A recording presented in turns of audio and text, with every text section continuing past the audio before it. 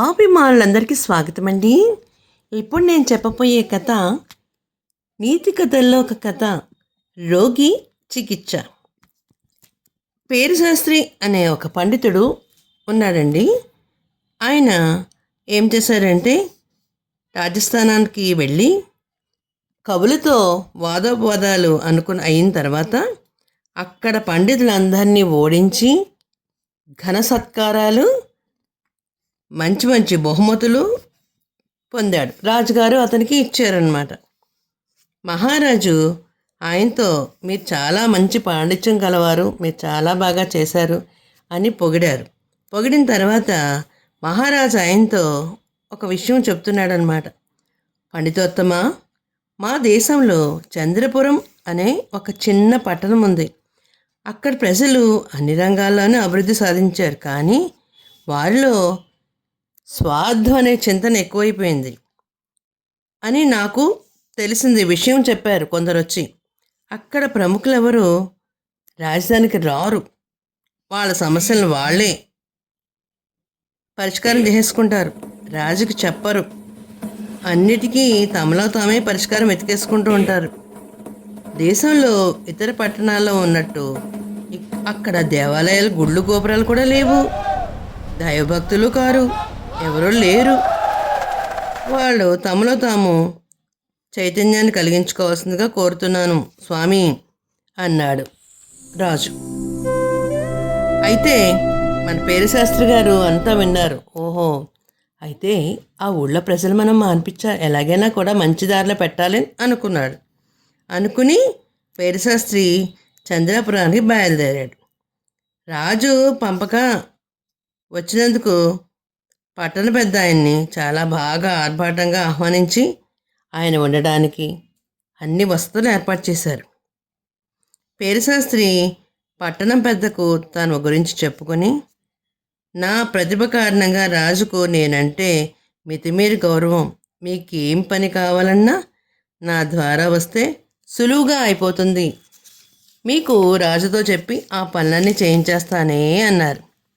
అయితే పట్టణ పెద్ద అడిగాడు, మీరు వచ్చిన పని ఏంటో చెప్పండి అన్నారు. మీకు దైవభక్తి ప్రాముఖ్యత గురించి చెప్పాలనుకుంటున్నాను, ఎక్కడైనా పెద్ద సభ ఏర్పాటు చేయండి అన్నాడు పేరుశాస్త్రి గారు. పట్టణ పెద్ద సభను ఏర్పాటు చేయడానికి చేశాడు. అక్కడ జనాలు ఎంతో బాగా వచ్చారన్నమాట. తండోపతండాలుగా వచ్చేసారు. ఒక పెద్ద మైదానంలో చక్కగా టెంట్లో వేయించి చాలా చక్కగా చేశారనమాట.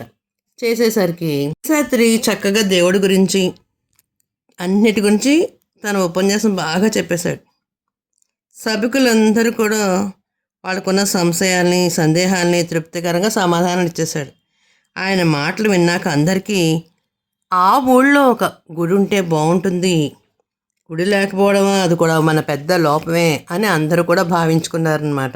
ఉండగా ఒకరోజు ఏం జరిగిందంటే, సభ ముగిసిన తర్వాత పేరుశాస్త్రి దగ్గరికి ఒక పెద్ద ఆయన వచ్చాడు. వచ్చి, బాబు, నువ్వు మాట్లాడుతున్నంతసేపు నిన్నే గమనిస్తున్నాను, అదో రకంగా ఇలాగ కణతలు నొక్కుంటున్నావు, అప్పుడప్పుడు ఏమిటి ఇలా నొక్కుంటున్నావు, ఏమన్నా తలనొప్పిగా ఉందా, అవన్నీ కూడా తలనొప్పికి సంబంధించిన లక్షణాలే అంటూ ఒక చిన్న సీసా ఇచ్చి అందులో ద్రవాన్ని ప్రతిరోజు ఉదయం రాత్రి 2 చుక్కలు నోట్లో వేసి చప్పరించే, నీ జబ్బు తగ్గిపోతుంది, మాయమైపోతుంది అని చెప్పి అక్కడి నుంచి బయలుదేరిపోయారు. అప్పుడు తాతగారు, మీ అభిమానానికి చాలా సంతోషం అన్నాడు పేరుశాస్త్రి. మీకేమైనా తీరని కోరికలుంటే చెప్పండి, రాజుగారి చేత తీర్పిస్తాను అన్నాడు పేరుశాస్త్రి. వృద్ధుడు పేరుశాస్త్రంకి ఎగాదిగా చూసి అదోలా నవ్వి వెళ్ళిపోయాడు. కొందరు పట్టణవాసులు పేరుశాస్త్రికి తమ కోరికలు చెప్పుకున్నారు. చాలామందికి కోరికలు తీర్చగలనని ఆయన వాగ్దానం కూడా చేసేసాడు.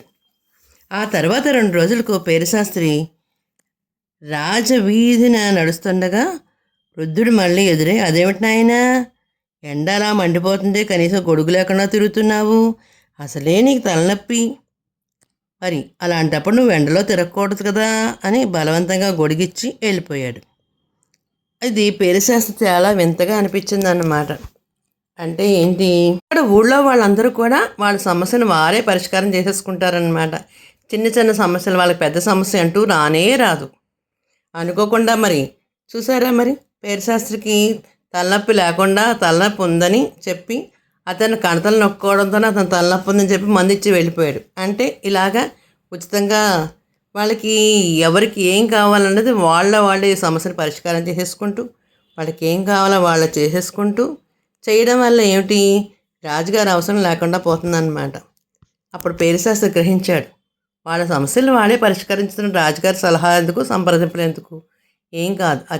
అది చిన్న పట్టణమైనా కూడా వాళ్ళు వాళ్ళ యొక్క పనులను ఎలా సమకూర్చుకోవాలో ఎలా చేసుకోవాలో తెలుసుకుని వాళ్ళు మసులుకుంటున్నారు.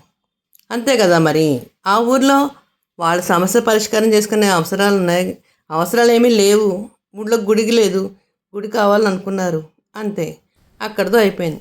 పేరుశాస్త్రి గారు తర్వాత రాజు దగ్గరికి వచ్చి అన్ని విషయాలు చెప్పి వాళ్ళ స్వతంత్రులు వాళ్ళు చాలా చక్కగా చేసుకోగలుగుతున్నారు కాబట్టి ఆ ఊళ్ళో ఒక గుడి కట్టిస్తే చాలు అని చెప్పేసి అన్నారనమాట. కథ ఎలా ఉంది పిల్లలు, బాగుందా? మరి అయితేనే ఇది చిన్న కథ, మరొక కథ చెప్పుకుందామా? అయితేనే పండితుడు కొడుకు ఈ కథ పేరు. పండితుడు కొడుకంట ఏమిటో మరి తెలుసుకుందామా? అయితేనే శ్రీహరిపురంలో సూర్యదేవరాయ అనే పండితుడు ఉన్నాడు. ఆయన చాలా మంచివాడు. ఆయనకి వినయగుణం ఉన్న కొడుకైన చంద్రం ఉన్నాడు. అతనికి మంచి వినయం ఉంది, కానీ అతనికి చాలా గర్వం ఎక్కువ. పండితుడు కొడుకని చెప్పేసి అతనికి గర్వం ఉన్న సహజమే లే మరి. అయితే తండ్రి అంటున్నాడు, నాయనా నీకెందుకంత గర్వం నాకు తెలియట్లేదు, తెలివితేటలో నీవు మన పని పిల్లతో కూడా పోటీ రావేమో తెలుసా అన్నాడు. అప్పుడు తండ్రి ఎలా అనేసరికి కొడుకు కోపం వచ్చింది. పరీక్ష పెట్టండి అప్పుడు చెప్పండి అన్నాడు. పండితుడు పనిపిల్లను పిలిచి ఒక వెదురు కర్ర ఇచ్చి, దీన్ని తన గదిలో తీసుకువెళ్ళి నిప్పు పట్టి తొందరగా బూడి చెయ్యి అన్నాడు. పనిపిల్ల వెళ్ళగానే కొడుకు కూడా అంతే పొడవన్న వెదురు కర్రనిచ్చి, నువ్వు ఇంకా గదిలోకి వెళ్ళి పనిపిల్ల కంటే ముందు దీన్ని బూడి చేయాలి అన్నాడు. చంద్రం సరేనని వెదురు కర్రని రెండు వైపులా నిప్పు పెట్టేశాడు. అయితే కర్ర ఇంకా సగమైనా కాలిందో లేదో పనిపిల్ల వెదురు కర్రను కాల్చిన బూడి తెచ్చింది. ఎలా చేసావు అని సూర్యదేవరాయ గారు అడిగితే, కర్రను కత్తితో చకచకా ముక్కలు కోసేసి ఒక్కసారిగా నిప్పట్టించేశాను, అన్నీ బొగ్గుమని మండిపోయాయి అని చెప్పిందా పనిపిల్ల. చంద్రం సిగ్గుతో తల వంచుకుంటే, తెలివి పుస్తకాల నుంచి కాదు అనుభవంలోంచి పుడుతుంది, నేర్చుకుంటే ఎన్నో నేర్చుకోవచ్చు అన్నాడు పండితుడు. తండ్రి మాటలకి కొడుకుకి సిగ్గుపడి, నిజమే, మనం ఇంత గర్వపడకూడదు, మనకు వచ్చిన పాండిత్యాన్ని మనం దాన్ని సద్వినియోగం చేసుకోవాలి, అందరికీ చక్కగా వివరించి చెప్పాలి, అంతేగాని గర్వంతో ఉంటే సుఖమేమిటి, మనకి అలాంటిది ఏమీ ఉండకూడదని చెప్పేసి పండితుడు కొడుక్కి బుద్ధొచ్చి తన దారిని మార్చుకున్నాడు మాట. చూసారా పిల్లలు, పని పిల్లకి పండితుడు కొడుకు ఎంత తేడా ఉందో. మరి ఏదైనా ఒక పనిని మనం చేస్తున్నప్పుడు స్వతహాగా చేసినప్పుడు మనకు ఒక ఆలోచన తడుతుంది, అంతేగాని నాకు ఆ పనొచ్చు అని నేను చేస్తాను అని అనుకుంటే అది ఎక్కడికి జరగదు కదా. మరి మరొక కథ చెప్పుకుందామా? అయితేనే మరొక కథ పేరు మంచి మాట నగల మూట. ఒకరోజు రాత్రి రామయ్య ఇంట్లో ఏం జరిగిందంటే, దొంగలు వచ్చారు. రామయ్యని అతని పెళ్ళాన్ని ఇద్దరిని కూడా ఒక స్తంభాన్ని కట్టేసి బీరువా తాళాలు తీసి ఎక్కడెక్కడ ఉన్నాయో దాచారో బయట పెట్టండి, లేకపోతే మిమ్మల్ని ప్రాణాలతో వదలను అని బెదిరించాడు. వాళ్ళు తాళాలు ఇచ్చారు. దొంగ దాన్ని బీరువా తీశాడు, కానీ అందులో ఏ వస్తువు లేదు. ఆ ప్రాంతంలో దొంగల బెడద ఎక్కువగా ఉందని విలువైన వస్తువులు ఏమీ కూడా బీరువాలో పెట్టకుండా ముందే జాగ్రత్త పడ్డారు ఆ భార్యాభర్తలిద్దరు. నగలన్నీ మూట కట్టి అటుకు మీద దాచేశారు. ఈ సొత్తు ఎక్కడ దాచారని పసిగట్టిన దొంగ రామయ్య దంపతులిద్దరిని కొట్టడం మొదలుపెట్టాడు. ఎలా కొడుతున్నాడంటే ఇంకా చావు కొట్టేస్తున్నాడు అనమాట. వాళ్ళు ఎన్ని దెబ్బలు తిన్నా కూడా వాళ్ళ దగ్గర సమాధానం లేదు. మా దగ్గర ఏం లేదు అని వాళ్ళు ఇద్దరూ ఆ మాట మీదే ఉన్నారు. వాళ్ళు అబద్ధమే చెప్పారు, నిజం చెప్పలేదు. ఆ హడావుడికి నిద్రపోతున్న పిల్లవాడు లేచాడు.